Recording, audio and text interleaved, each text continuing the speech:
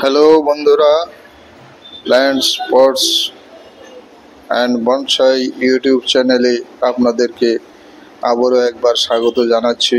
আমি প্রণব। আজ আমি একটি ডাবল লেয়ার বনসাই ফরেস্টের উপর কাজ করছি।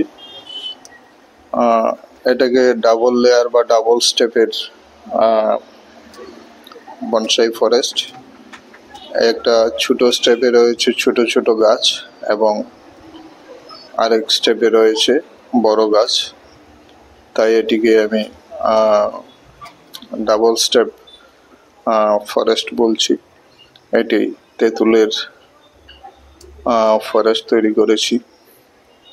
প্রথমে এগুলিকে যে মোটা গাছগুলি দেখতে পাচ্ছেন সেগুলিকে প্রথম আমি গ্রো করেছি।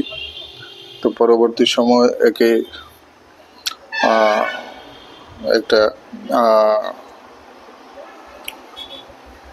ডাবল স্টেপ দেওয়ার জন্য যে ছোট চারা গাছগুলি সেগুলিকে আমি পরবর্তী সময় এইগুলিকে রোপণ করে দিয়েছিলাম তেঁতুলের বীজে।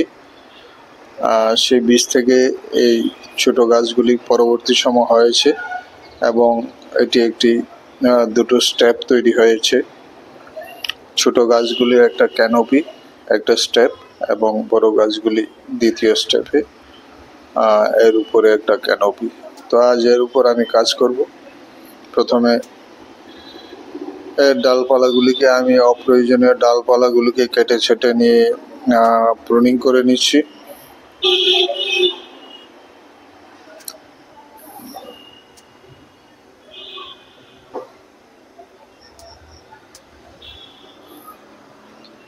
এই ফরেস্টটিকেও আমি 4-5 বছর হয়ে যাবে একে গ্রো করছি।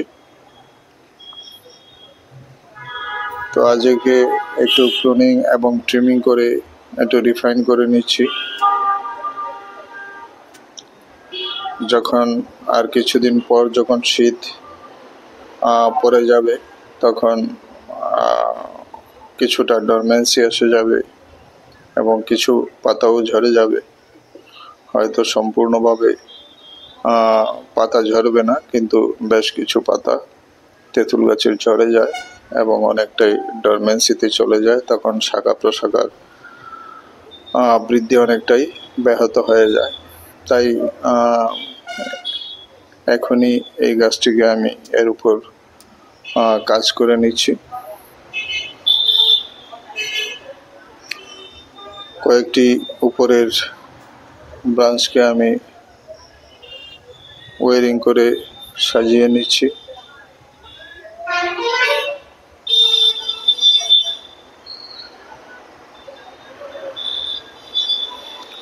প্রথম 4-5টি চারা দিয়ে এই ফরেস্টটিকে শুরু করেছিলাম।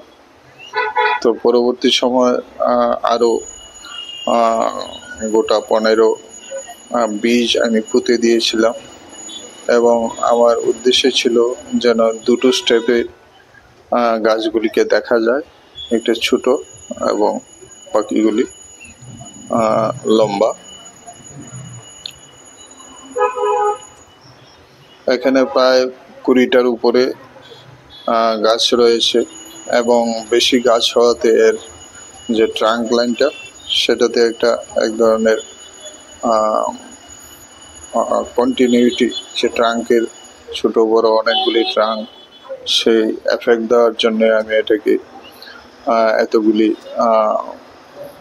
গাছকে একসঙ্গে লাগিয়ে একটা ডাবল স্টেপের একটা ফরেস্ট তৈরি করছি।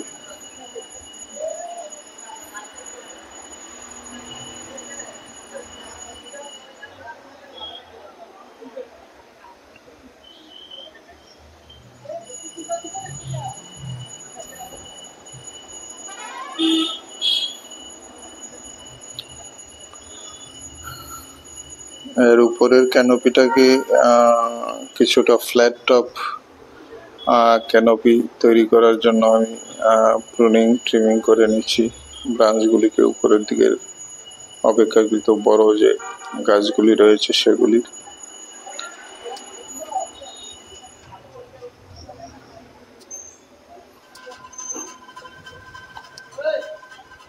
এবং ছোট গাছগুলি দিয়ে এর নিচে আরেকটি ক্যানোপি তৈরি করার জন্য কাজ করছি।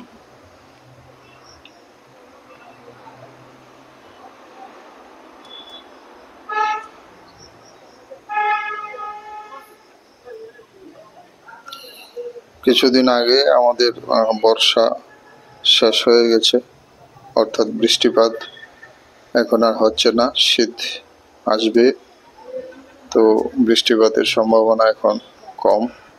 তাই এই বর্ষায় বৃষ্টিপাতের ফলে এর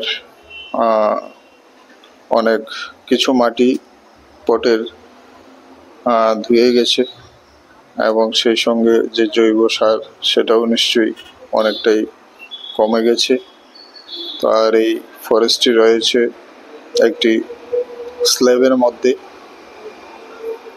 এটি আমি নিজে কনক্রিট দিয়ে তৈরি করেছি।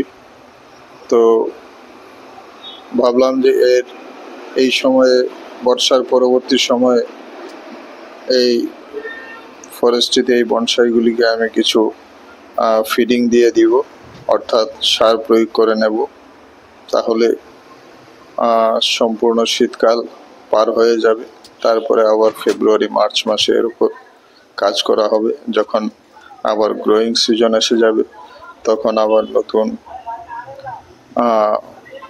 কুড়ি পাতা ব্রাঞ্চ আসতে থাকবে।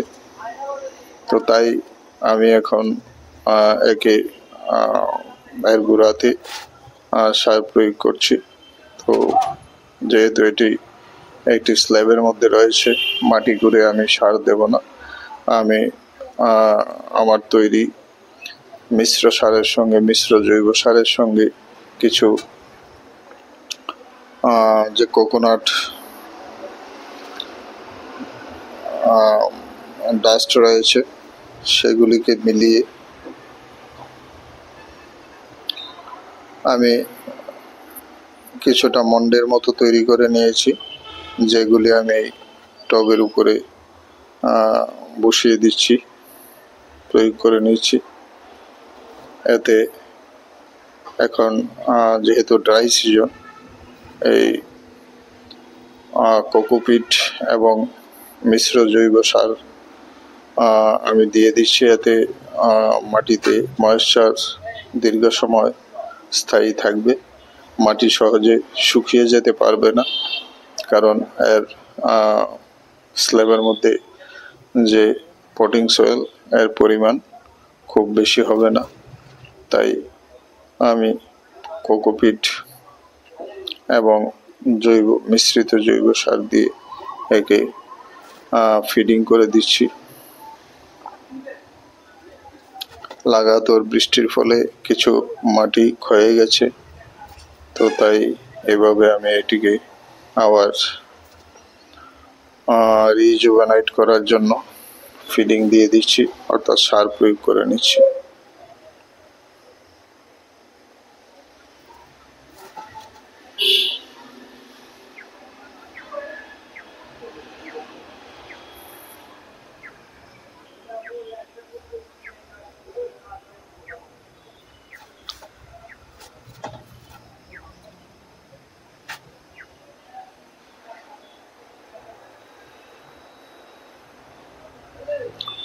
তো এইভাবে কোকোপিট যুক্ত মিশ্র জৈব সার আমি চাপিয়ে দিচ্ছি স্ল্যাবের উপরে। এতে গাছগুলি প্রয়োজনীয় নিউট্রিয়েন্ট পেয়ে যাবে এবং মাটিও দীর্ঘ সময় ভিজা থাকবে, ময়েশ্চার বজায় থাকবে। এতে গাছগুলি বাড়তে বৃদ্ধি পেতে সহজ হবে। তো বন্ধুগণ, এটি একটি ডাবল স্টেপ অর্থাৎ 2 স্টেপ ট্যামারিন ফরেস্ট। নিচে ছোট ছোট অনেকগুলি গাছ রয়েছে একটা লেভেল পর্যন্ত, বড় গাছগুলি আর উপরে উঠে গেছে। তো এইভাবে একটি ডাবল স্টেপের এফেক্ট করার জন্য এইভাবে আমি এই তেঁতুলের বনসাইটিকে, ফরেস্টটিকে তৈরি করছি।